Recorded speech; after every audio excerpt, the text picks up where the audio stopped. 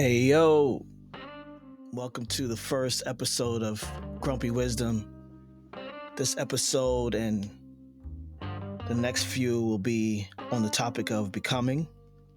I've always loved that haiku poetry titling on something, on becoming, on intention, on survival, on words. So these first few episodes will be on becoming. For those of you who don't know me, I'm Talib Jasir. I'm the founder of the first podcast conference formed by Black podcast creatives and audio professionals in the world, committed to community and collaboration since 2019. And I want to share this first story about why I show up the way I do. And I'm very focused on intentionality. So with the intention of contextualizing the way I show up in the world, with others, and with myself. When I was about 6 to 9 months old, my great-grandmother came to Baltimore, Maryland, where I was born, and told my mother, who was in the middle of leaving my father. They met in college, maybe a year or so before we were born, and they eloped. And much like most young loves, it didn't last. So my grandmother said to my mother, if you come back to school and finish, I'll come and get the twins and I'll take care of them.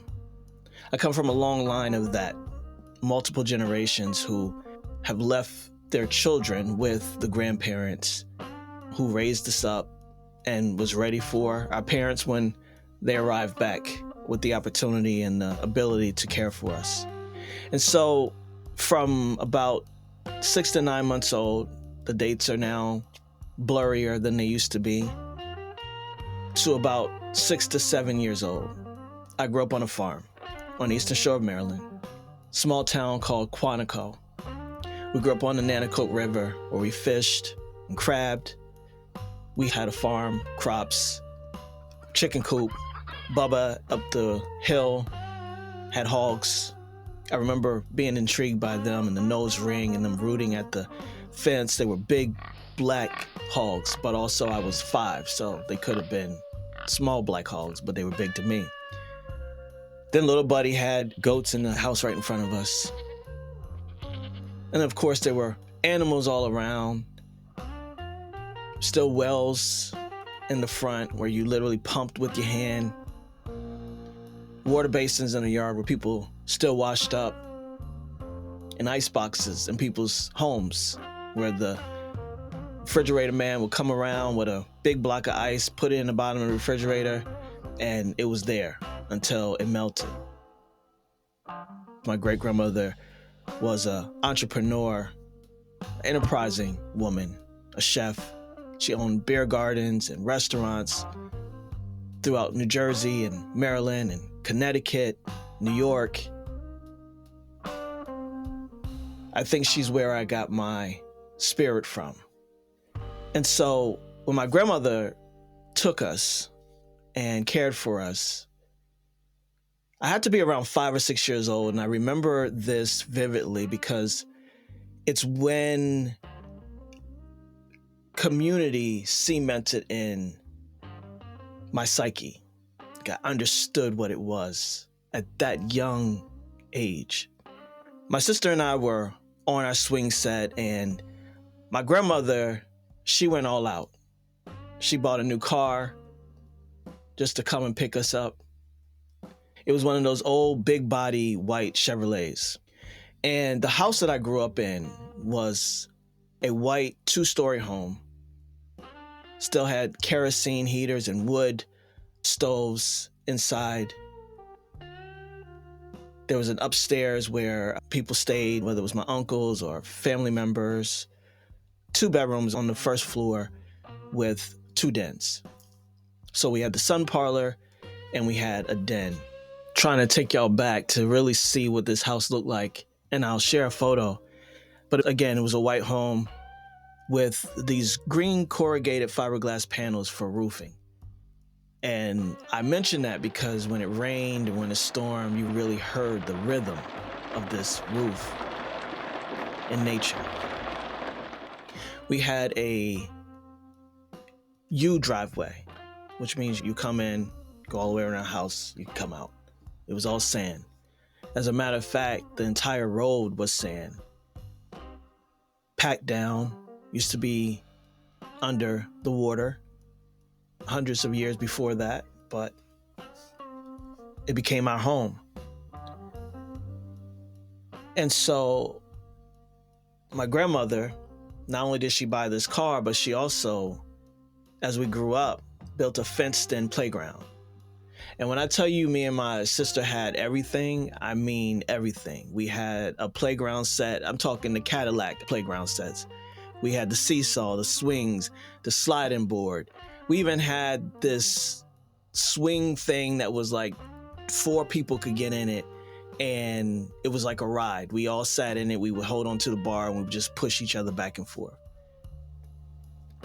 We had 2 of everything, 2 sit and spins, 2 inchworms, tricycles. You name it, my grandmother had it on deck for us.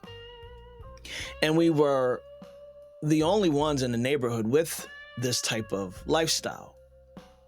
Everyone else lived in smaller homes or just a yard.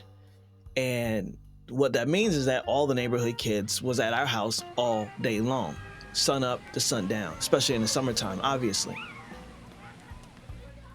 But there's one day that me and my sister were out there by ourselves. No neighborhood kids, no cousins, no play cousins, just me and her. And we were on our swing set and she was slowing me down. I wanted to do some parkour moves that she wasn't with. And if she saw me doing it, I'm sure my grandmother and her were in cahoots on making sure that my grandmother was well informed on the things that I thought up in my mind to do. So on this particular day, I was focused on once I swing to a certain level, I'm going to jump off of it, jump over the gate, which was not possible at 5 and probably not possible at my big age now. But that's where my mind was. I'm going to swing till I'm over the fence, and then I'm going to come back around, and it'll be so fast because I was watching, what was that one? Believe it or not, I'm walking on air. I never thought it would be so real. Remember that? American Hero. So that was my mindset. I could do anything. And today I was going to do a trick that would defy human abilities. But before I could get to that, my sister unexpectedly just gets off the swing and goes in the side. So now I'm free. I'm free to do what I want. But then I look over and I notice that she's still looking out the window. But she's not looking at me. She's looking up in the tree. And I still have a mission to accomplish.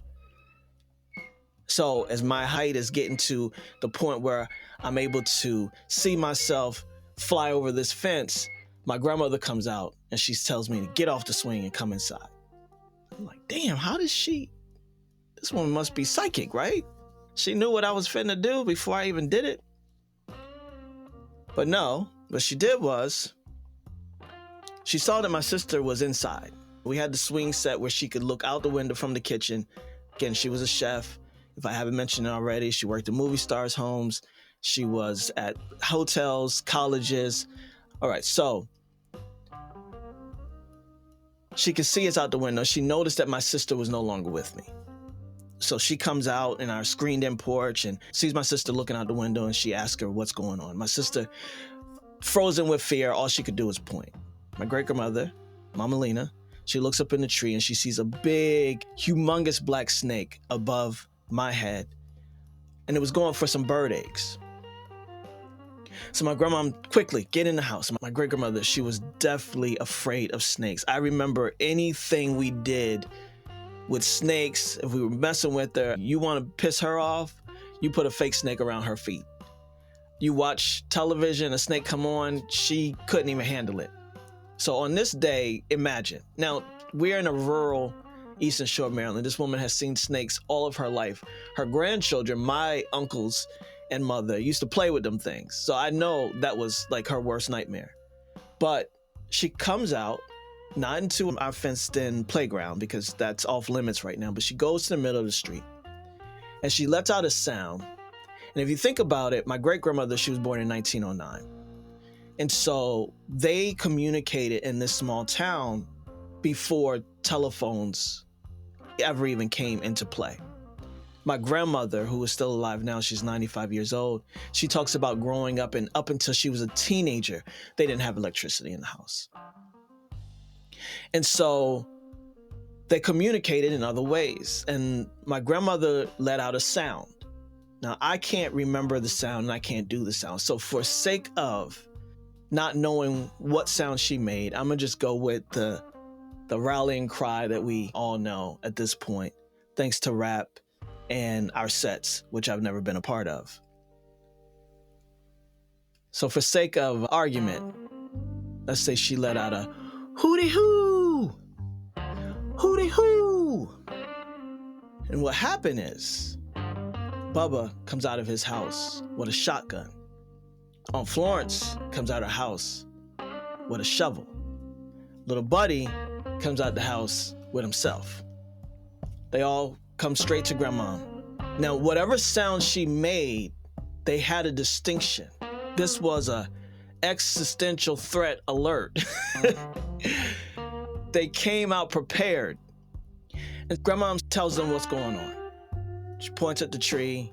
Me and my sister are both looking out the window at this point. I've now seen what the problem is. I want to support this whole situation because I can. I'm 5 years old. I know what I'm doing. In my mind, I'm a whole ass man.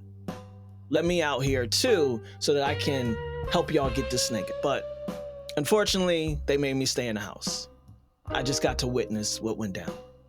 And so as I'm looking at the four of them converging and making up a plan, Grandma comes back in to the screen with us. Aunt Florence, who was fearless, she was with them. She was with Bubba and Little Buddy. And they were inside the fence, and Little Buddy was the spotter. He was going to tell Bubba when to shoot and what happened when he shot. Aunt Florence was going to be the person who, once the snake fell, deal the final blow. So if you got that in your mind, here you go, Little Buddy. All right, Bubba, he's right up there. You see that long branch right there? It's hard to see him because he's black. Bubba puts the shotgun up. And I got him. I'm getting ready to shoot him. Everybody stand back. And he shoots the snake. Now I'm watching the snake up there, and I see the snake take the blow and recoil itself back into its place. It's like, psh. When I tell you this was a big black snake, I mean it. He took that shot shell like a G. Took it and absorbed it. Just settled itself right back on the branch. Buddy's like, you got him.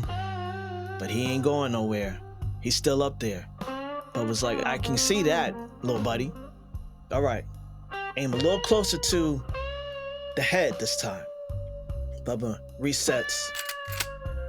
These are 12 gauge shotguns that he had. My grandfather had about 8 of them in the house growing up. So Bubba shoots again. Snake falls. As soon as that snake hit the ground, Aunt Florence took that shovel between the top of its head and its body, separates it. Body's still moving. My grandmother is, got the willies. She's tripping. My sister screams. And I'm thinking, damn.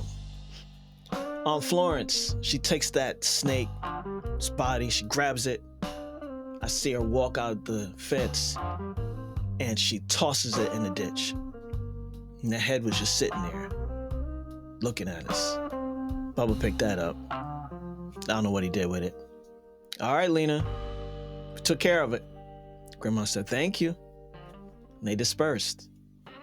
And what I learned from that moment, that single moment in my life where, one, I didn't get the jump that I had been planning all morning. 2, my grandma can just use a sound and the neighbors come out their house. And not only do they come out their house, they come out the house with the appropriate equipment for the sounds occasion. But the largest point that stuck with me all these years is how reliable our community was. My grandmother didn't have to do too much explaining, just went out the house and made that hootie hoo sound. It wasn't actually the hootie hoo sound.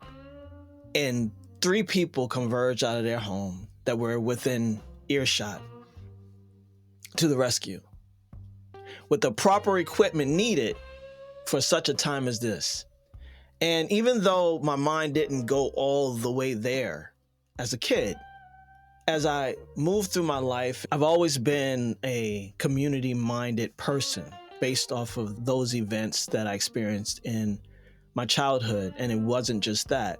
We bartered, we shared, we traded, and we even would go over to other people's farms and help them harvest, and they would do the same for us. We fished and crabbed and always kept enough and shared with the community what was left. And as I began to grow and I started to create certain experiences, mostly online. I was doing a lot online before I began this in-person event. But it was always about bringing people together to do their work, showcase their brilliance, to share stories. I've actually experienced communities that were reliable, provisionary, supportive, with no agenda. We give because we can, we show up because it's called for, and we ensure that everyone who is a part of this community has a role, shows love, and wants to see each other win. That's what I grew up in. I'm very proud of that. Very proud of that story, because whenever I get disgruntled or disillusioned or discouraged, disappointed even by communities that I've attempted to integrate myself in or be a part of, and it's not quite what my framework of community is, I'm like, oh, damn, y'all don't get it. This ain't about you. It's not about any of us individually. It's about us collectively while being autonomous. Like, we each are coming with our own thing that we can do.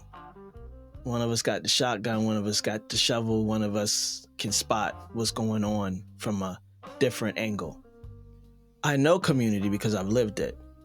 And it's a part of my becoming story because it's who I am, it's who I be. I don't know any other way to be.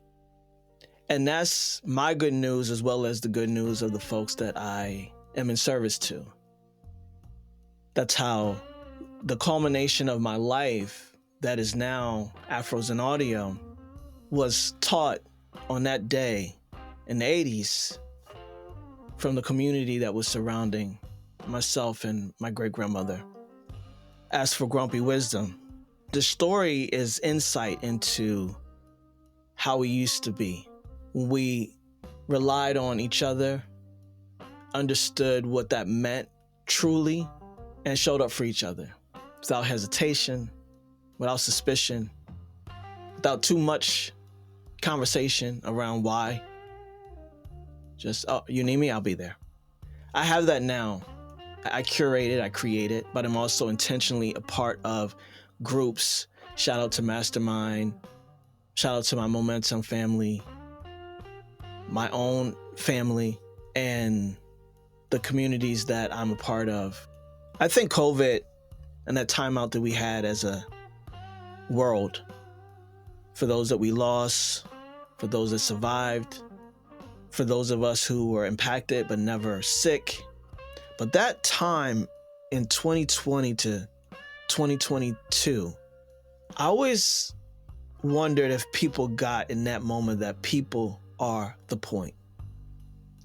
Not the titles, not things you do, not your identity, not where you hang out or how much money you have. Because this is when you are by yourself in the house, unless you have partners or children, relationships, family. This was a time where people became the point. It was those connections. It was those folks that you could truly rely on that you called on. It wasn't calling on your fake friends, your coworkers, or people that you knew weren't your people. No, you counted on your people. And if you didn't have the people, then I can only imagine and hope that this was a wake-up call for finding your people. I've been very intentional around the people that are around me, in my inner circle, in the outer circles, and even in the circles beyond that. I hope you enjoyed that story, learned a little bit more, contextualized how I show up in the world and why I am the person that I am, because it's my becoming. This episode and the next few will be on becoming. And my grumpy wisdom inside of it is to become the person that when people call, you're able to show up, provide, and be a stand for them. Become the person that people want to be a source of reliable support and resources for you. We only have this one life, and people are the point. Nothing else matters in this matrix. It's about the connections that we make and the communities that we build, and our ability to be autonomous while being a collective. We don't need the same minds. I'm a critical thinker, and I pretty much dissect and deconstruct everything. And so when I hear folks say wanting to be around like-minded people, sure, it's been said all your life, that's all you've heard, but I want a room full of people who may share my interest and my vocation and my trade, but mostly I'd prefer it if they didn't, because I'm gonna learn more, gain something additional that I don't already have in my wheelhouse, in my toolbox. And I'm very intentional about that curation and what it gets to look like in anything that I create.